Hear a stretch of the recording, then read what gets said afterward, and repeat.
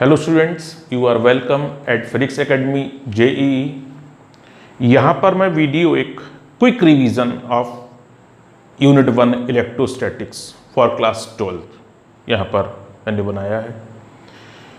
Paper के ठीक समय पहले या कभी भी हम बहुत कम समय में रिवीजन करना चाहें पूरी यूनिट को, तो हमें क्या क्या चीज़ें इसमें याद रखनी चाहिए, क्योंकि हम पेपर हमारा जो है वो बहुत अच्छी तरीके से हम सॉल्व कर सकें।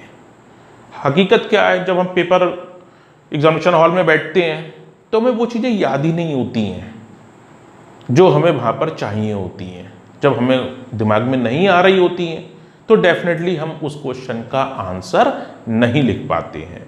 तो मैंने यहाँ पर एक सीरीज़ बनाई है जिसमें आपको मिलेगा क्विक रिवीजन आप कैसे करेंगे, कम समय में आप उसको कैसे तैयार कर सकते हैं। तो मैं यहाँ पर यूनिट 1 जो क्लास 12 की है इलेक्ट्रोस्टैटिक्स, उसे तैयार कैसे करेंगे हम वो देखिए आप, और उसे रिवाइज करिए ताकि आप बहुत कम समय में याद कर सकें। क्योंकि आप इलेक्ट्रोस्टैटिक्स कंप्लीट कर चुके होंगे, मुझे ऐसी उम्मीद है, लेकिन रिवीजन के नाम पर कितना आपने तैयार किया है वो आपको मालूम होगा। अगर रिवीजन आपका नहीं है प्रॉपर तो ये वीडियो देखना आपके लिए बहुत ज़रूरी है, और इस वीडियो को आराम से देखिए और कंप्लीट वीडियो देखिएगा, जो आपको हो सके वो नोटिस में आप ला सकते हैं। तो यहाँ शुरू करते हैं हम कि क्विक रिवीजन ऑफ इलेक्ट्रोस्टैटिक्स, कि हम इस यूनिट को आखिर किस तरीके से रिवाइज कर सकते हैं।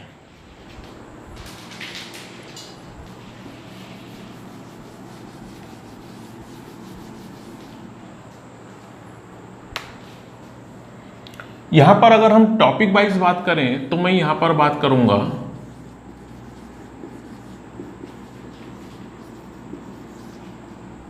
कूलम्स लॉ की। यहां पे किसकी बात करूंगा मैं? कूलम्स लॉ की बात करूंगा। सबसे पहले आपके दिमाग में होना चाहिए कि फंडामेंटल चार्ज E 1.6 10⁻⁻19 कूलम होता है। इलेक्ट्रॉन पर -E, प्रोटॉन पर +E और अल्फा पार्टिकल पर +2E होता है। ये आपके एकदम दिमाग में स्ट्राइक करना चाहिए कि this is fundamental charge. Electron पे कितना होता है, प्रोटॉन पे कितना है और अल्फा पर कितना है। अब मान लिए किसी बॉडी पर चार्ज की वैल्यू या किसी पार्टिकल पर चार्ज की वैल्यू निकालना है तो आप फार्मूला नंबर 2 का इस्तेमाल करिए। Q = ±NE, इसका आप इस्तेमाल करिए। यहां पर N number of transferring electron है। अगर उस बॉडी से इलेक्ट्रॉन लूज कर गए तो आप यहां पर 2 साइन लगाए हैं। लूज कर गए, अगर पार्टिकल या बॉडी ने इलेक्ट्रॉन लूज किए तो आप पॉजिटिव साइन लेंगे, यानी कि Q = +NE का इस्तेमाल करेंगे। अगर बॉडी ने गेन किए हैं इलेक्ट्रॉन तो आप Q =-E का यूज करेंगे। तो आप यहां पर इसको पता होना चाहिए कि कौन सा फार्मूला किस समय हमें चाहिए और हम कैसे लगा सकते हैं, ये आपको मालूम होना चाहिए। अब हम तीसरे फार्मूले पे आगे बढ़ते हैं।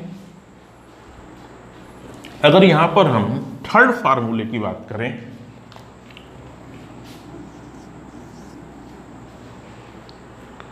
Q कैसे निकलेगा वो हमें समझ में आ गया। सीधे हम कूलम्स लॉ पे आते हैं। 1/4πε0K Q1 Q2/R², ये रहेगा फार्मूला।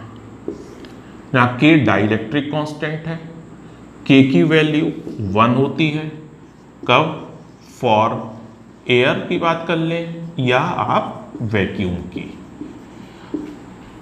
हमारे क्वेश्चन में मीडियम के बारे में कुछ भी नहीं बताया गया है तो हम डेफिनेटली उसे एयर मानते हुए या वैक्यूम मानते हुए डील करेंगे। अगर मीडियम के बारे में कुछ भी इंफॉर्मेशन नहीं है तो हम किस तरीके से इस्तेमाल करेंगे? F = 1/4πε0 Q1 Q2/R²। अब यहां पर यह बात आती है कि इसकी वैल्यू आपको मालूम होना चाहिए। इसकी value 9 × 10⁹ Q1 Q2 upon R square आ जाएगा। कांस्टेंट की वैल्यू कितनी है 9 इंटू 10 टू द पावर 9। किसकी वैल्यू है ये 1/4 pi epsilon not. Epsilon not क्या है परमिटिविटी ऑफ फ्री स्पेस या एब्सोल्यूट परमिटिविटी। तो अलग से भी पूछ सकता है क्वेश्चन की इसकी यूनिट क्या होती है, वैल्यू तो नहीं पूछेगा लेकिन यूनिट एक बार को पूछ सकता है। एप्सिलॉन नॉट की यूनिट पूछ सकता है। तो यहां पर आप एसआई में डील कर रहे हैं, ये ध्यान रखिएगा, न्यूटन में आंसर आएगा। दूसरी बात आपको ध्यान रखनी है कि Q1 अगर Q2 आप प्रॉपर साइन रखते हैं तो F के 2 साइन में आंसर आ सकता है, या तो पॉजिटिव आएगा या नेगेटिव आएगा। यहां पर पॉजिटिव अगर फोर्स की वैल्यू आ रही है इस फार्मूले से जब आप निकाल रहे हैं तो उसका मतलब होगा नेचर कैसा है फोर्स का, रिपल्सिव। अगर फोर्स की वैल्यू नेगेटिव आ रही है तो उसका सीधा मतलब होगा कि फोर्स कैसा है नेचर में, अट्रैक्टिव है। तो ये रहा फार्मूला। डाइलेक्ट्रिक कांस्टेंट की यहां पर बात K = 1 कब, एयर और वैक्यूम के लिए। अगर क्वेश्चन नहीं कहेगा तो हम K = 1 और आप चाहें तो जब प्रॉब्लम सॉल्व कर रहे हो तो सीधे ही ये लगा दीजिएगा फार्मूला, लेकिन इतना मालूम होना चाहिए हमें कि ये इसकी सीरीज है फार्मूले की, तो आप फार्मूला आसानी से यहां पर लगा सकते हैं। यहां पर हो सकता है कि क्वेश्चन आपसे पूछ ले कि एप्सिलॉन नॉट की यूनिट बताइए, तो परेशान होने वाली बात नहीं है। 4 पाई एक कांस्टेंट है, अगर भूल भी जाओ तो एप्सिलॉन नॉट को मल्टीप्लाई में इधर ले आओ और एफ को यहां ले जाओ। इस हिसाब से एप्सिलॉन नॉट की यूनिट लिख सकते हो। यहां वैल्यू भी लिख के दिखा रहा हूं 10 टू द पावर -12। उस हिसाब से यूनिट आप लगा लिए कितनी आएगी, coulomb square upon newton metre square. मैंने देखा कई स्टूडेंट्स एग्जामिनेशन हॉल में इसकी यूनिट याद नहीं आती है। इसके लिए आप सीधे करिए, इस फार्मूले को अगर याद है तो जिसकी यूनिट पूछ रहे हैं उसको एक तरफ कर लीजिए। इसको इधर किया तो एफ को इधर ले जाइए, क्योंकि इसे अकेला रखना है। उस हिसाब से यूनिट आप डिसाइड कर दिए, coulomb into coulomb coulomb square, newton metre square आएगी। हो सकता है एग्जाम में आपसे कहे कि 1/4 पाई एप्सिलॉन नॉट की यूनिट वैल्यू, तो भले 1 मार्क में नहीं पूछेगा वो, लेकिन यूनिट एक बार को पूछ सकता है। इसकी यूनिट आप सोचिए, भूल गए कोई बात नहीं, इस कांस्टेंट फार्मूले को ध्यान रखिए, इस कांस्टेंट को अकेला करिए। अकेला करने के लिए r² इधर जाएगा और ये दोनों इधर आएंगे। इस हिसाब से कितनी आएगी, न्यूटन वैल्यू भी लिख देता हूं मैं यहां पर 9 into 10 to the power 9 newton metre square upon coulomb square. ये इसकी यूनिट होगी। हो सकता है आपसे यूनिट डिस्कस कर ले 1 नंबर पे, और हकीकत यही होती है कि हमें याद नहीं आती। पेपर तो बहुत सरल होता है लेकिन एग्जामिनेशन के समय में याद नहीं होता कुछ भी, तो हमें पेपर वही टफ लगता है। तो यहाँ पर आपको इस तरीके से अगर आप कॉपी करते हैं, मेरी बात आप सुन रहे हैं, उसे आप थोड़ा रिवाइज करते हैं तो बहुत जल्दी ये यूनिट कवर हो सकती है। अब हम बढ़ते हैं नेक्स्ट फार्मूले में।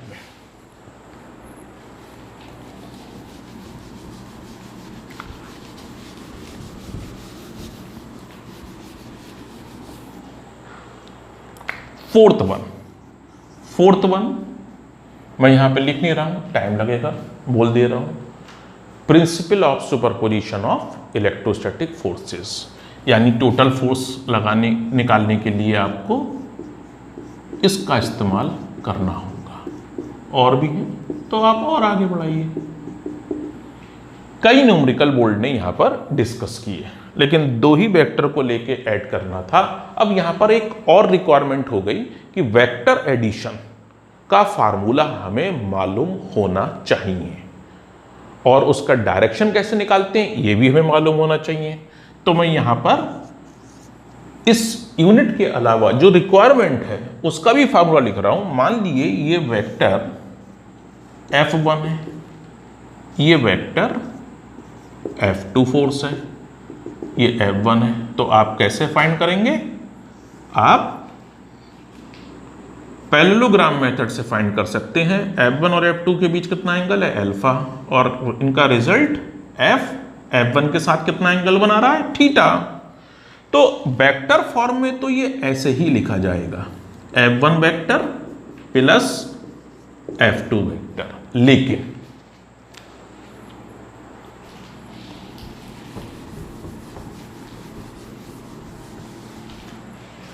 लेकिन वैल्यू की फॉर्म में F लिखा जाएगा square root of F1 square F2 square plus 2 F1 F2 cos alpha. ये आपको जनरली, मेरा अपना एक्सपीरियंस है कि याद नहीं होता तो आप प्रोसीड नहीं कर पाते, जबकि बोर्ड में अगर क्वेश्चन को आगे बढ़ाया है, फार्मूला ठीक लगाया है, तो उसकी भी मार्किंग होती है। तो F की जरूरत पड़ेगी आपको कई सारे क्वेश्चन में यहाँ पर। अब ये टेन थीटा कैसे निकालेंगे? टेन थीटा याद रखने का तरीका, रिजल्ट F1 के साथ थीटा बना रहा है, तो आप क्या करेंगे, ये वैल्यू, यानी वैल्यू मतलब केवल F2 उसका मैग्नीट्यूड, ये value into sine alpha upon ये वैल्यू कितनी है F1 प्लस ये वैल्यू इनटू कॉस एल्फा। यहां से आप एंगल के लिए सॉल्व कर सकते हैं। ये आपके लिए जरूरत है जब आप नेट फोर्स किसी चार्ज पार्टिकल पर फाइंड करेंगे। तो आपके कूलम्स लॉ में ये फार्मूले यूज होंगे जिससे आप आसानी से प्रॉब्लम को कर सकते हो। दूसरी बात याद रखिएगा, कूलम्स लॉ दो पॉइंट चार्जेस के बीच लगेगा। अगर साइज में बड़े हैं तो इंडक्शन के कारण चार्ज डिस्ट्रीब्यूशन चेंज हो सकता है, उस समय फिर वो वैलिड नहीं होगा। मैं समझा दूं यहाँ पर, मान लीजिए ये है, एक ये है, इस पर Q1 पॉजिटिव है, इस पे मान लीजिए Q2 नेगेटिव है, और इन दोनों के सेंटर का बीच का डिस्टेंस कितना है, R है। हकीकत में ये पॉजिटिव यहाँ की तरफ दिखाई देगा, ये नेगेटिव ये दिखाई देगा।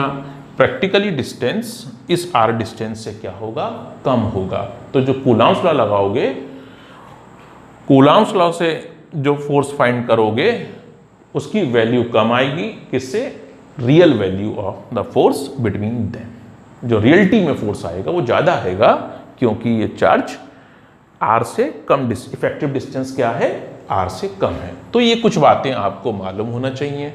अब हम आगे बढ़ते हैं, इलेक्ट्रिक फील्ड एंड पोटेंशियल। इसका दूसरा टॉपिक शुरू करते हैं, electric field and potential.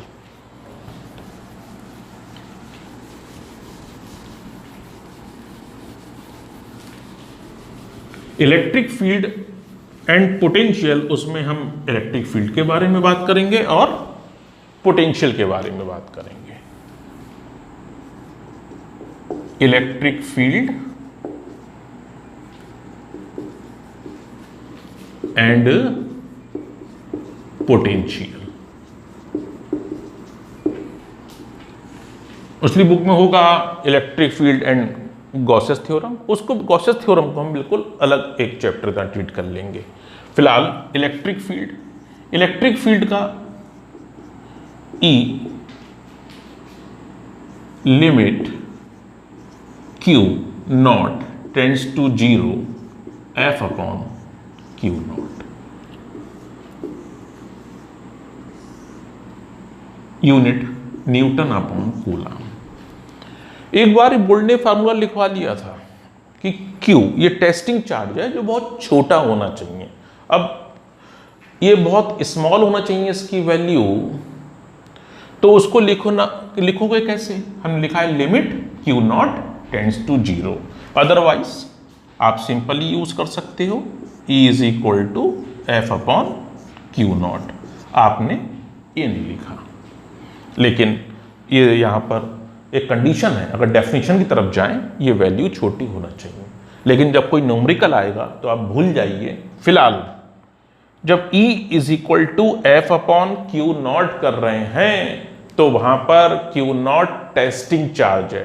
Testing charge वो होता है जिसे आपको पता करने के लिए एक चार्ज रखते हो कि फील्ड है या नहीं है। सोर्स चार्ज वो होता है जो फील्ड प्रोड्यूस करता है। यहां पर Q नॉट टेस्टिंग चार्ज है। तो E इज इक्वल टू आप ऐसे लिख सकते हैं, या लिख सकते हैं आप E is equal to F upon Q naught magnitude में। तो इनसे कई बार आपको यूज करना पड़ेगा formula F is equal to Q naught E। कई बार आपको एक चार्ज रख देंगे आप, इलेक्ट्रिक फील्ड गिवन होगी और उस पर फोर्स फाइंड करना होगा। इस तरीके से अगर मैं इसको वेक्टर फॉर्म में लिखूं तो कैसे लिखूंगा, Q नॉट E ये लिखूंगा। अब बात यहां पर ये आती है, ये Q नॉट पॉजिटिव लिया जाएगा या नेगेटिव। देखिए अगर आप डेफिनेशन की बात कर रहे हैं, अगर आप डिफाइन कर रहे हैं तो उसे आप पॉजिटिव टेस्ट चार्ज का ही नाम दीजिए। लेकिन अगर आप कोई प्रॉब्लम सॉल्व कर रहे हैं तो ध्यान रखिएगा ये टेस्टिंग चार्ज पॉजिटिव भी हो सकता है और नेगेटिव। इसका मतलब क्या निकलेगा, अगर ये पॉजिटिव है तो ये सीधा बताएगा कि F का डायरेक्शन यानी उस पर लगने वाले इलेक्ट्रोस्टैटिक फोर्स का डायरेक्शन E के डायरेक्शन में है। और अगर ये Q नॉट नेगेटिव है तो ये बताएगा हमें कि इस टेस्ट चार्ज पर लगने वाले फोर्स का डायरेक्शन इलेक्ट्रिक फील्ड के ऑपोजिट है। मैं लिख के दिखा रहा हूं, ऑन इलेक्ट्रॉन, एक इलेक्ट्रॉन रखा एज ए टेस्ट चार्ज, तो F बराबर आप लिख सकते हैं माइनस ई। ये माइनस साइन बता रहा है हमें कि इलेक्ट्रॉन पर लगने वाला फोर्स का डायरेक्शन इलेक्ट्रिक फील्ड के क्या है, डायरेक्शन के ऑपोजिट है। अगर मैं प्रोटॉन की बात करूं तो आप लिखेंगे F is equal to plus E, यानी यहां बता रहा है फोर्स इलेक्ट्रिक फील्ड के डायरेक्शन में ही है। तो यहां आपको बात ध्यान रखनी है, एक बात, इलेक्ट्रिक फोर्स के दो ही डायरेक्शन संभव हैं। आप चाहें तो मेरे सेंटेंस को नोटिस में ले आइएगा, लिख लीजिएगा। इलेक्ट्रोस्टैटिक फोर्स के दो ही डायरेक्शन संभव हैं, या तो अलोंग द फील्ड या ऑपोजिट टू द फील्ड। अगर टेस्टिंग चार्ज, सोर्स चार्ज नहीं है, सोर्स चार्ज तो वो है जो फील्ड प्रोड्यूस कर रहा है, अगर टेस्टिंग चार्ज पॉजिटिव है तो उस पर लगने वाला electrostatic force along the field होगा। अगर टेस्टिंग चार्ज नेगेटिव है तो उस पर लगने वाला electrostatic force opposite to the direction of electric field होगा, और कोई भी डायरेक्शन संभव नहीं है।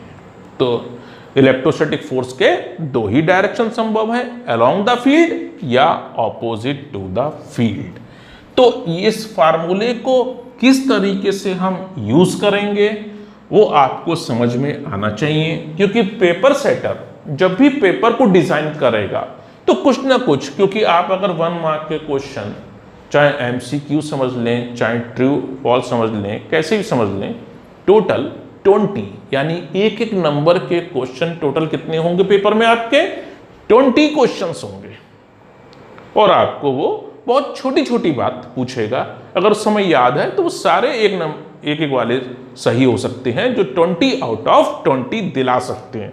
लेकिन 20 दिलाने का नियम ये है कि हर चैप्टर में इस तरीके का रिवीजन करना जरूरी है कि अगर ये आप कोई रिवीजन करते हैं और आपको ये मालूम है तो वो पेपर में आपके 1 to 20 मार्क्स के क्वेश्चन आपको आसानी से आप सॉल्व कर लेंगे। तो यहां पर हम आगे बढ़ते हैं।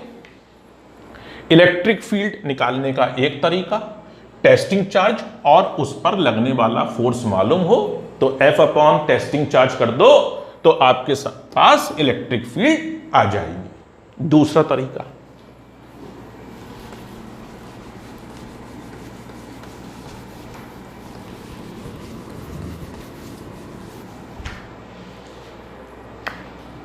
Electric field due to a point source charge. Testing charge की बात नहीं कर रहा हूं, मैं बात कर रहा हूं एक पॉइंट चार्ज जो इलेक्ट्रिक फील्ड प्रोड्यूस कर रहा है। ये चार्ज Q है, सोर्स चार्ज है, Q R डिस्टेंस पर एक P पॉइंट है, ये O पे रखा है। यहां पर मैं इलेक्ट्रिक फील्ड फाइंड करना चाहता हूं। तो इलेक्ट्रिक फील्ड अगर मैं मैग्नीट्यूड की फॉर्म में लिखूं, जनरली हमें मैग्नीट्यूड की फॉर्म में ही हम फार्मूले यूज करते हैं, लेकिन वेक्टर फॉर्म में इसी लिख रहा हूं। कभी कभी क्वेश्चन आ जाता है कि आपसे वेक्टर फॉर्म में लिख कर दिखाइए, इसलिए मैं आपको यहां वेक्टर फॉर्म में भी दिखा रहा हूं कि मैं मालूम होना चाहिए। तो E is equal to 1/4 pi epsilon naught K। भाई K नहीं लगाएंगे तो एरिया वैक्यूम के लिए हो जाएगा, K लगा रहा तो किसी भी मीडियम के लिए वैलिड रहेगा। सोर्स चार्ज अपॉन डिस्टेंस का स्क्वायर, इस तरीके से आप, लेकिन फर्क है, देखिए E is equal to F upon Q लिख दूं, अगर मैं ये लिख दूं E is equal to F upon Q, एक अप्रोच ये भी है। लेकिन भले ही मैंने क्यू नॉट नहीं लगाया, नहीं लगा, आप नहीं लगाते कोई बात नहीं, लेकिन मालूम होना चाहिए इस फार्मूले में ये क्यू सोर्स चार्ज है जो इलेक्ट्रिक फील्ड प्रोड्यूस कर रहा है। और अगर ऐसा फार्मूला लगा रहा हो एफ अपॉन क्यू, तो इसमें ये क्यू क्या है, टेस्टिंग चार्ज है, ये सोर्स चार्ज नहीं है। ये वो चार्ज है जिसको आप फील्ड टेस्ट करने के लिए उस जगह पे रखना चाहते हो या रख रहे हो, जिस पॉइंट पर आपको इलेक्ट्रिक फील्ड फाइंड करनी है। तो ये कौन सा हुआ, electric field due to a point charge. आपको यह लिखना चाहिए electric field due to a point charge. तो electric field due to a point charge formula क्या होगा, आपके सामने ये आएगा। तो इसकी बात समझ में आ गई होगी, शायद कोई दिक्कत नहीं होना चाहिए। अब एक बार बोर्ड ने पूछा कि इसे वेक्टर फॉर्म में लिख के दिखाइए, आप समझिए आप वेक्टर फॉर्म में कैसे लिखेंगे। मैं इसे वेक्टर फॉर्म में लिख के दिखाता हूं। E vector is equal to 1/4 pi epsilon naught K, Q R square. अब आपने इतना लिख दिया, राइट साइड बैलेंस ही नहीं किया, ये वैल्यू है, यहां वेक्टर लगा रहे हो आप, तो मैंने यहां पे लिखा OP वेक्टर, यानी ये प्लस नहीं साइन लगा है तो अंडरस्टूड है ये प्लस का है, और इलेक्ट्रिक फील्ड का डायरेक्शन क्या होगा, OP के अलोंग होगा। यहां पर ये इलेक्ट्रिक फील्ड, तो मैंने OP यूनिट वेक्टर लिया है। अब फिर हटा के लिखूंगा मैं OP, आप कैसे लिखेंगे, आप लिखेंगे OP को OP वेक्टर अपॉन OP का मॉड, यानी OP की लेंथ कितनी है, मैंने डायरेक्ट लिख दिया R, और OP वेक्टर कितना है आपका, वेक्टर R है। यानी आपने कैसे लिखा ये वेक्टर R अपॉन R, आपने लगाया था R कैप या OP कैप, OP डायरेक्शन में यूनिट वेक्टर। यूनिट वेक्टर कैसे लिखा जाता है, full vector upon its magnitude. मैं यहां पे लिख के दिखा देता हूं, यहां पर OP कैप को लिखा गया OP vector upon OP vector का मॉड, जिसे मैंने लिखा R अपॉन R, ये यहां पर यूज किया है। तब कितना आ गया भाई, E is equal to 1/4 pi epsilon naught K Q R vector upon R cube. बोले सर यहां R क्यूब कैसे आ गया, फुल वेक्टर है भाई ऊपर, अगर आप कैप लेते तो कोई दिक्कत नहीं होती वेक्टर फॉर्म में। अब यहां पर ये Q जो है पॉजिटिव है, कौन, सोर्स चार्ज, टेस्टिंग चार्ज नहीं। अगर ये Q पॉजिटिव है तो इलेक्ट्रिक फील्ड का डायरेक्शन R डायरेक्शन के अलोंग होगा, और R क्या है, OP वेक्टर। अगर Q नेगेटिव है तो भाई आंसर टोटल नेगेटिव आएगा, तो ये OP के उल्टे डायरेक्शन में होगा, यानी PO डायरेक्शन में होगी इलेक्ट्रिक फील्ड का डायरेक्शन। तो ये तब यूज करोगे जब 1 मार्क में आपसे क्वेश्चन पुटअप हो कि electric field due to a point charge vector form में लिखकर दिखाइए, तब आप ये आंसर देंगे। और सपोर्टिंग डायग्राम कौन सा है, ये है। वेक्टर ओपी वेक्टर कैसे दिखा रहे हैं, वेक्टर आर से दिखा रहे हैं। तो ये रहा electric field due to a point charge. Third, principle of superposition, principle of superposition of electric fields, यानी कि नेट फील्ड जो आएगी वो वहां पर जितने भी सोर्स चार्ज हैं उनके कारण फील्ड के वेक्टर सम के बराबर होगी। डायग्राम दिखाता हूं, ये Q1 है और ये P पॉइंट है। ये अगर प्लस का है तो फील्ड का डायरेक्शन क्या होगा, ये होगा। ये माइनस Q2 है, इसके कारण फील्ड का डायरेक्शन क्या होगा, टूवर्ड्स माइनस Q, तो दिस इज E2। मान लिए ये प्लस Q3 है तो इसके कारण कैसा होगा, अवे फ्रॉम Q3। तो टोटल फील्ड कैसे निकालोगे, इस तरीके से निकालोगे, क्योंकि ये वेक्टर क्वांटिटी है और जनरली दो वैल्यू दी होंगी तो आप पैरेललोग्राम लॉ लगाकर यूज कर सकते हो, जैसा कि मैंने फोर्स में आपको डिस्कस किया था। तो ये आपके सामने आ गया फार्मूला नंबर 3। आगे बात करते हैं।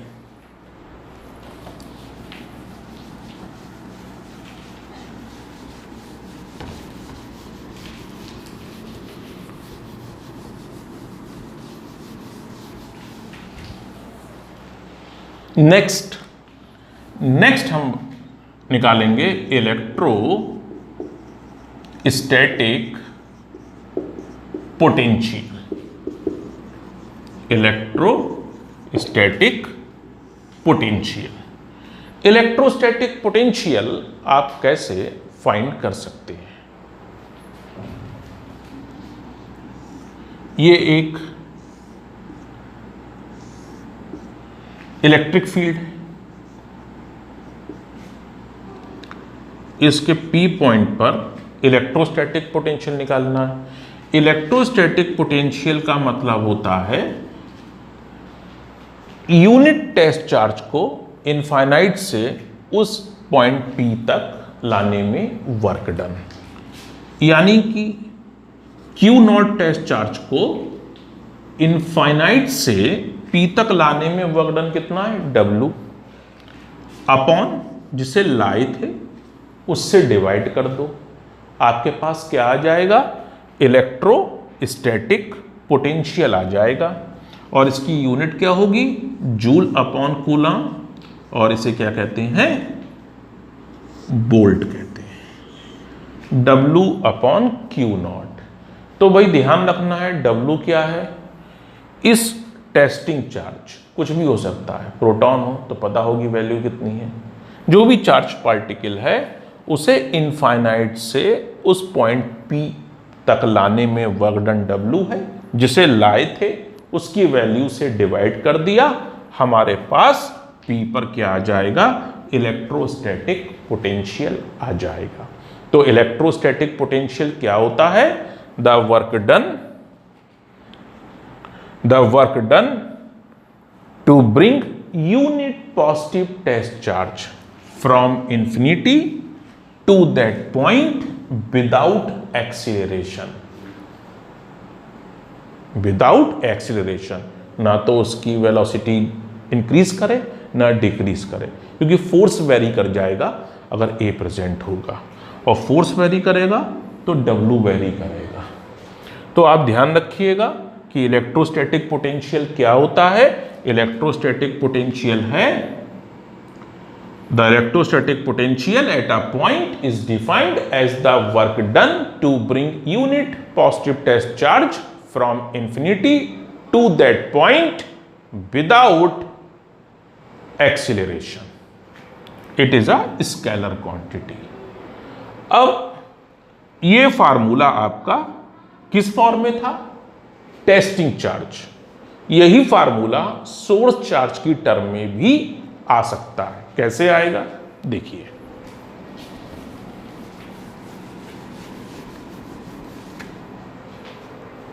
ये एक सोर्स चार्ज है पॉइंट ओ पर, इससे r डिस्टेंस पर एक p पॉइंट है। यहां पर हमें क्या फाइंड करना है, v। v is equal to 1/4 pi epsilon naught K, ये कांस्टेंट वैल्यू हो गई, सोर्स चार्ज अपॉन डिस्टेंस। ये रहा आपका 1/4 पाई एप्सिलॉन नॉट के q अपॉन r। और यूनिट क्या रहेगी, वही रहेगी जूल पर कूलम, जिसे आप क्या कहते हैं, वोल्ट कहते हैं। लेकिन फर्क है, अगर आप ये फार्मूला लगा रहे हैं W/Q, मत लिखिए Q0, ये Q टेस्टिंग चार्ज है, जबकि इस फार्मूले में ये Q सोर्स चार्ज है। इसको ध्यान रखना होगा। साथ ही साथ ये एक स्केलर क्वांटिटी है। सोर्स चार्ज की वैल्यू आप विद साइन रखेंगे, अगर नेगेटिव चार्ज है तो आप विद नेगेटिव वैल्यू रखेंगे, अगर पॉजिटिव है तो पॉजिटिव वैल्यू रखेंगे। इसका सीधा मतलब होगा कि पोटेंशियल पॉजिटिव भी आ सकता है, पोटेंशियल नेगेटिव भी आ सकता है। जितना आप नेगेटिव में बढ़ते जाएंगे वो कहलाएगा लोअर पोटेंशियल, जितना आप पॉजिटिव की तरफ मूव करेंगे पोटेंशियल में वो कहलाएगा हाइयर पोटेंशियल। तो पोटेंशियल आप किस तरीके से निकाल सकते हैं, इसको ध्यान रखना है। इसी के साथ अगली टर्म आती है पोटेंशियल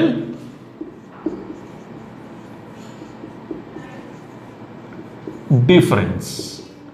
अब अगर हम पोटेंशियल डिफरेंस की बात करें, अगर हम, तो भी सीधी बात है, दो पॉइंट के पोटेंशियल मालूम हो, उनका डिफरेंस फाइंड कर लिया जाए तो पोटेंशियल डिफरेंस आ जाएगा। ये एक इलेक्ट्रिक फील्ड है, ये P पॉइंट है, और या A मान लो ये A पॉइंट है, ये B पॉइंट है। तो शॉर्ट में लिख रहा हूं, पोटेंशियल डिफरेंस का मतलब हुआ A का पोटेंशियल माइनस B का पोटेंशियल। सिंपली मैं इसे यहां पर V लिख दे रहा हूं। ये रहा पोटेंशियल डिफरेंस। अब पोटेंशियल डिफरेंस और ये है इलेक्ट्रिक फील्ड। अगर हम इसमें रिलेशन निकालना चाहें तो रिलेशन क्या आएगा वो आप समझिए, VA minus VB into ED, ये आएगा। लेकिन शर्त के साथ, जहां पर E क्या है, यूनिफॉर्म इलेक्ट्रिक फील्ड है। यूनिफॉर्म इलेक्ट्रिक फील्ड जिसकी मैग्नीट्यूड और डायरेक्शन हर पॉइंट पर सेम रहे, यानी इसकी वैल्यू भी सेम रहे होनी चाहिए और डायरेक्शन भी, तो ऐसी फील्ड यूनिफॉर्म इलेक्ट्रिक फील्ड कहलाएगी या कहलाती है। तो यहां पर अगर आप कभी भी ये फार्मूला यूज करते हो तो इसे सिंपली मैं क्या लिख रहा हूं, V। तो V इज इक्वल टू कितना हो जाएगा, ED, या E is equal to V upon D। E is equal to V upon D। तो आप ये तभी लगा सकते हो, V क्या है, यानी दो पॉइंट के बीच का पोटेंशियल डिफरेंस। आप पोटेंशियल मत समझिएगा, लिखने का तरीका यही रहेगा।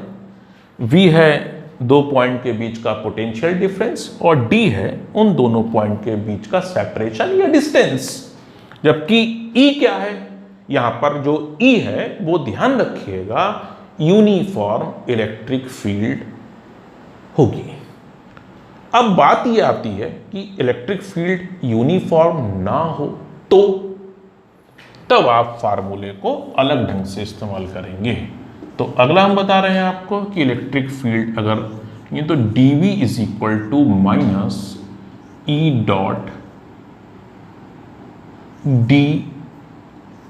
भाई डिस्टेंस को बार बार d लिखता तो काम नहीं बनता, इस फार्मूले को आप इस तरीके से लिखेंगे, dV is equal to minus E dot dr। अब आप कोई दिक्कत नहीं है, अब आप इसमें फार्मूला E लगाइए, dr वेक्टर फॉर्म में लगाइए और उनके बीच डॉट प्रोडक्ट निकालिए, आपके पास चेंज इन पोटेंशियल आ जाएगा। तो इस तरीके से आप इस फार्मूले को यूज कर सकते हो और इस रिवीजन में इस लेक्चर में यहीं तक रखेंगे। नेक्स्ट लेक्चर में इसके आगे बढ़ेंगे और आपसे रिक्वेस्ट है कि इसे आप याद कर लिए। अगर कहीं पर कोई दिक्कत हुई या आप चाहते हैं कि इस तरीके का मैं वीडियो बनाऊं तो ज़रूर कमेंट में लिखिएगा कि सर इस तरीके का वीडियो बनाइए, तो उस तरीके आपको वीडियो मिलेगा।